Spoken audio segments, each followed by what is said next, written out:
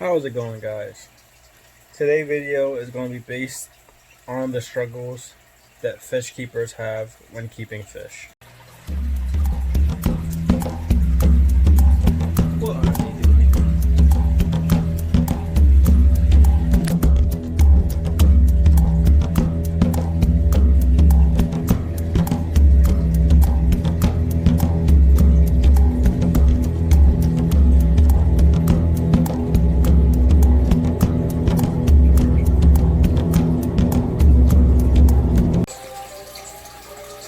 So we go through many struggles as fish keepers. That could be anything from fish dying, power outages, fish attacking other fish, cloudy water, overfeeding, overusing chemicals, so many different things. And I'm pretty much going to speak on a few of those struggles that most fish keepers have, so that maybe some of your newer people that are looking to get into the hobby or looking to just have fish might be able to stop in the future, or may be able to prepare themselves for. I want to start with something that I had today, a struggle that I had today in the hobby, and it's called power outages. Yeah, I was very unprepared for it, didn't expect it, and that's a big fear that most of us people who keep fish have. And what happened was the power just went out. All my tanks lights went off, all the filters, heaters went off, everything went off, and that's why this looks cloudy right now. This one is clearing up. And I wasn't prepared for it. So what is some of the things you can do to prepare yourself for a power outage?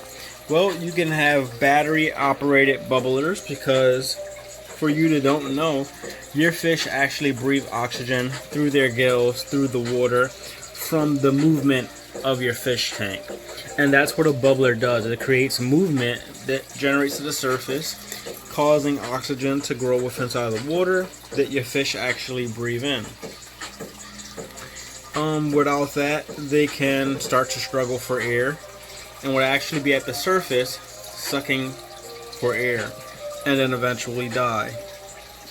Some can last longer than others, like plecos, but you can have battery powered air bubblers with some extra batteries on hand, maybe a generator, gasoline if that's what generators run off of, sponge filters. Good reason to have a sponge filter along with some beneficial bacteria already on it, sitting in a quarantine tank.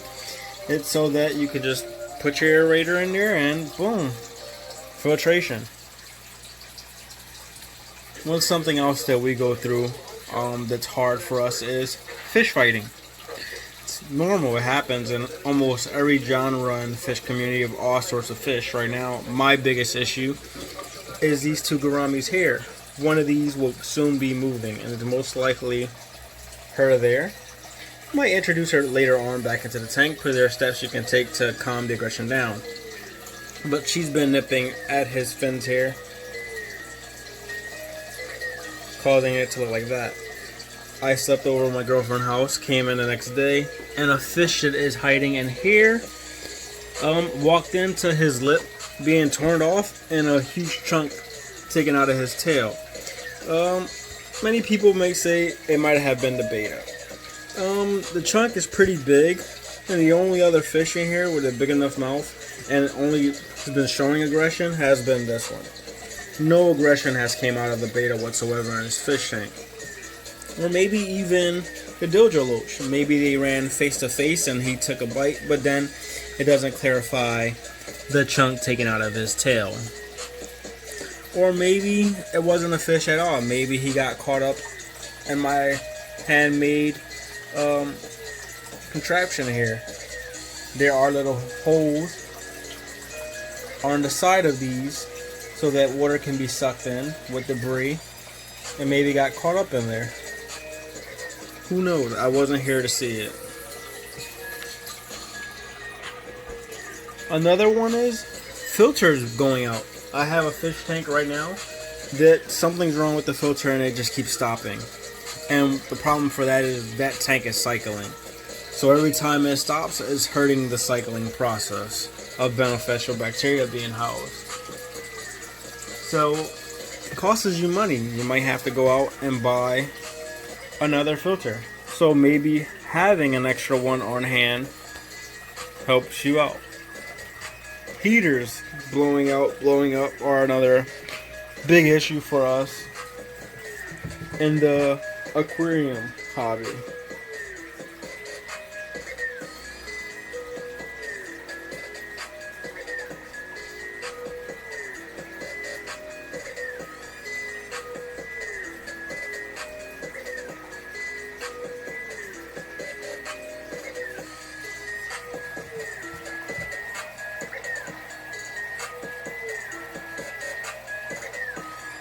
Yeah, but we go through a lot of struggles with keeping fish. Then there's diseases. I have a tank over here that's having issues with fungus. And the water's being treated. The water is not green due to algae. It's actually this here treats fungus. And that's what this tank is being treated for, because my guppies broke out with fungus spots. And I actually have lost 3 of them so far due to it.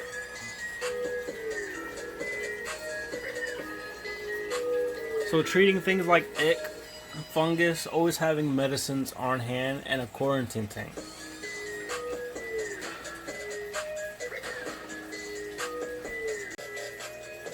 So those are struggles that we go through. Power outages, fish fighting, fish death, fish diseases like ick, fungus, parasites, swim bladder diseases. So educating yourself on some of these things and learning about them ahead of time can actually help you in the long run of stopping some of them. And we all make mistakes, no matter who you are, how long you've been in a business. I've been keeping fish for over 10 years. And recently, for the last 3 years, I've been keeping fish heavily with selling, breeding, and so on and so forth. But you run into issues. And you make mistakes, rookie mistakes sometimes. So that's about it. Thank you for viewing. Please subscribe, support the channel. Follow my Instagram, my Facebook page. Link will be down at the bottom. That's about it. Thanks.